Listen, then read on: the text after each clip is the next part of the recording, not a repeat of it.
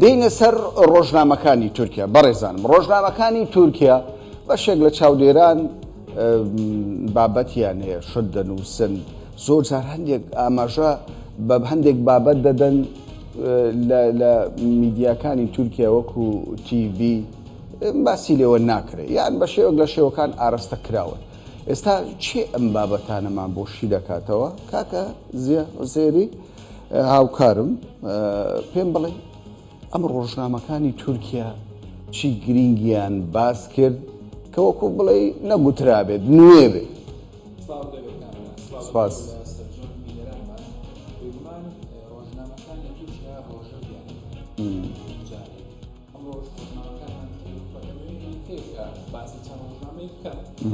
بۆ بزوان زای ناوەڕۆکەکان چی بەکارێتی ئەو هەواڵانە چی کە لە ئیستانبول ئێستا بووەتە ڕۆژەڵ شێوەیەکی لە تووشیا بووەتە ڕۆژەڵ. یەکەم ڕۆژنامە ڕۆژنامەی سەباحە. لە ڕۆژنامەی سەباح سەردانەکەی ڕەزەب تەیب ئەردۆغان بۆ پارێزگای تۆکات. ڕۆژنامەی سەباح زمان حاڵی حکوومەت نزیکە لە حکوومەت بەڵێ بێگومان ڕۆژنامەی سەباح یەک ماشێتێکی داناوە کە قسەکە هی ڕەزەب تەیب ئەردۆغانە، ئەویش دەڵێ جەهەپە بۆ بەرەخراوێکی مافیایی نایاسایی. بەو شێوەیە وەسفی جەهەپەی کردووە ڕەزەب تەیب ئەردۆغان لە پارێزگای تۆکات. لە ڕووی ناوەڕۆژیشەوە بەڵێ چونکە لەگەڵ نزیکبوونی هەڵبژاردن لێدوانەکان تونتر دەبێ بێگومان بانگەشەیەکی تێڕۆپڕش هەیە بەڕاستی. هیلال کاپلان یەکێکە لەو کەسایەتیانەی کە نووسەری ڕۆژنامەی سەباحە ماشێتێکی داناوە دەڵێ ئەردۆغان تەنیا یەک ڕکابەری هەیە ئەویش هەر ئەردۆغانە، وەکو ئاماژەیەک بۆ هەموو ئەو تۆمەتانەی کە دەڵێن ئێستا ڕەزەب تەیب ئەردۆغان ڕووبەڕووی ئەکرەمی مەمەوڵ بۆتەوە، واتە موراد کوڕم نییە. موراد کوڕم تەنیا کەسێکە دانراوە بەڵام ڕکابەری ڕاستەقینەی ئەکرەمی مەمەوڵ و ڕەزەب تەیب ئەردۆغانە. لە مەقالەیەکی دوور و درێژدا وەڵامی ئەم هەموو تۆمەتانەی داوەتەوە لە ڕۆژنامەی سەباح. ئەمە ڕۆژنامەی سەباح بوو. دەمەوێت زیاتر ئاماژە بە ڕۆژنامەکانی دیکەش بکەم کامەران. سۆزجوو یەکێکە لەو ڕۆژنامە گرنگانەی تورکیا کە بە ڕۆژنامەیەکی بەڵێ لە کەرتی ئۆپۆزیسیۆن زیاتر نزیکە ماشێتێکی سەرنجڕاکێشی هەیە بەڕاستی. دەڵێ 17 کۆیەک بەرامبەر بە یەک کەس. مەبەستی ئەوەیە 17 وەزیر و ڕەزەب تەیب ئەردۆغان بەرامبەر بە ئەکرەم مەمەوڵوە. ئەمەش وەک ماشێتێکی سەرنجڕاکێش لە ڕۆژنامەی سۆزجوو بڵاو کراوەتەوە. گەربێت و باسی نووسەرەکانی بکەین بەڕاستی هەندێک شتی بە پێزی تێدایە و خەبەری زۆر باشیشی تێدایە. یەک لە خەبەرەکان ڕۆژنامەی سۆزجوو چاوپێکەوتنێکی لەگەڵ فاتح ئەربەکان کردووە. فاتح ئەربەکان سەرۆکی پارتی یەنیدان ڕێفایە، واتە میراتگری باوشێتی. لە ڕۆژنامەکەدا ئاماژە بۆ دراوە کە هەوڵی ئەوە دەدەن کامەران سەتا 20 دەنگەکان بەدەست بێن لە ڕێگەی هەڵبژاردنەوە. هەوڵێکی وایان هەیە. هاوکات هەندێک ناڕزایەتیشی هەیە لەسەر پارتە کۆنەکەی نەجمەدین ئەربەکانی هەیە کە بڵێ دەتوانین ئەمە بڵێن چونکە خۆت دەزانی پێشتر پارتی یەنیدان ڕێفاه بەشێک بوو لە هاوپەیمانێتی کۆمار، بۆیە هەر لەو هاوپەیمانێتی بوو بەڵام ئێستا دەرچووە لەوێ ڕێگەیەکی دیکەیان بۆ خۆیان دۆزیوەتەوە. گەر بەردەوام بین لە ڕۆژنامەیەکی دیکە ئەویش ڕۆژنامەی حڕیەتە. لە ڕۆژنامەی حڕیەتیش مانشێتێکی زۆر سیر هەیە بەڕاستی جگە لە بانگەشەی هەڵبژاردن مانشێتی دۆخی غەزەی داناوە کە دوێنێ دوای 171 ڕۆژ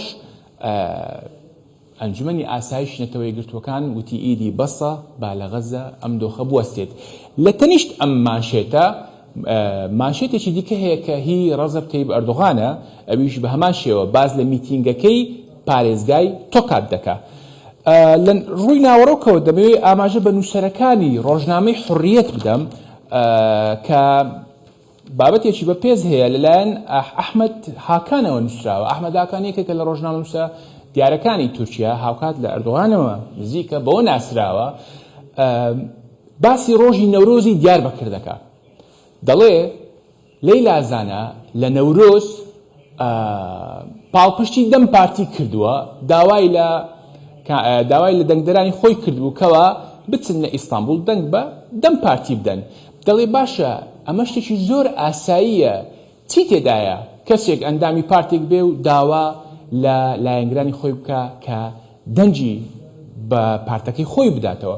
بۆیە یەک لە قسەکانی ئەحمەد هاکان ئەوەیە، دەڵێ من لە وڵاتە شتی سیر و سەمەرەی زۆرم بینیوە، بەڵام لەمە سیرترم نەبینیوە کەوا کەسێک سەر بە پارتێک بێت داوای لە لایەنگرانی بکات دەنجی بەو پارتە بدەن، بەڵام لەلایەن کەسانێکەوە ڕوبەڕووی ڕخنەی زۆر بێتەوە. ئەمە بەشێک بوو لە باشێتەکانی ڕۆژنامەی حورریەت یاخود بە شێوەیەکی گشتی هەواڵەکانی ڕۆژنامەی حورریەت.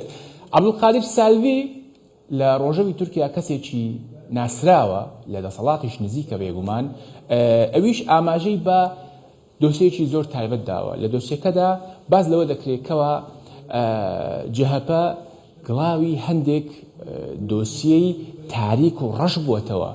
بۆ نمونە ماوەیەک بەر لە ئێستا گرتەیەک بڵاو بووە لە سۆشیال میدیا بە تایبەتی، لە گرتەکەدا وا دەردەکەوێت بەرپرسانی جەهەپە دانیشتن و پارە دەژمێرن. ئەمە بۆتە کارتێکی باش، کارتێکی فشار لەلایەن دەسەڵاتەوە بۆ سەر جەهەپە. عەبدولقادر سالڤیش لە گۆشەکەی ئەمڕۆیدا لە ڕۆژنامەی حورریەت باسی ئەو فشارەی کردووە. لە تێبینیەکیشدا دەڵێ ئەکرەم ئیمەمۆغڵو لەم دۆسیە زۆر نزیکە، واتە ئەکرەم ئیمەمۆغڵشی تێکەڵی ئەم دۆسیە کردووە. ئەگەر بێت و کۆتا ڕۆژنامەش ئاماژەی پێ بدەین، ئەویش ڕۆژنامەی جمهوریەتە. لە ڕۆژنامەی جمهوریەت ماشێتێک هەیە کە وێنەی ڕەزەب تەیب ئەردوغانیش وەکو کاریکاتێرێک دانراوە، دەڵێ فشاری کەسوکار. فشاری کەسوکار چیە مەبەستی؟ ئەردوغان دوێنێ لە تۆکات بوو، لە تۆکات داوای لە خەڵکی تۆکات کرد پەیوەندی بە خزم و کەس و کاری خۆیان بکەن لە ئیستانبول بۆ ئەوەی دەنگ بە موراد کوڕم کاندیدی حیزبەکەی بدەن.